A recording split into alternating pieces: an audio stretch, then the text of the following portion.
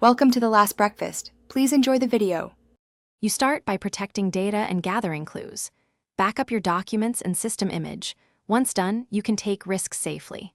Next, open Event Viewer and copy the blue screen stop code and faulting driver name. Those clues narrow causes quickly.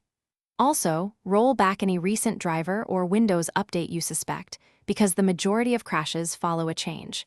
You'll act on that information in the next steps, so keep the notes visible. Boot into safe mode to stop third-party drivers from loading, and uninstall the most recent drivers or updates tied to the stop code. Then run system repairs.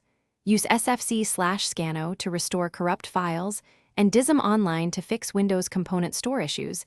These commands often resolve kernel faults. Once system files are healthy, update chipset and network drivers from the vendor site, and only then reboot normally. Now finalize with hardware checks. Run memtest 86 for multiple passes to catch bad RAM, and run smart diagnostics plus chkdsk/f on the drive. Failing hardware must be reseated or replaced.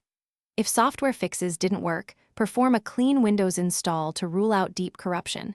And if blue screens continue, isolate components, remove peripherals, swap RAM, test a different PSU. Troubleshooting tip: if patterns repeat after a clean install, prioritize hardware replacement.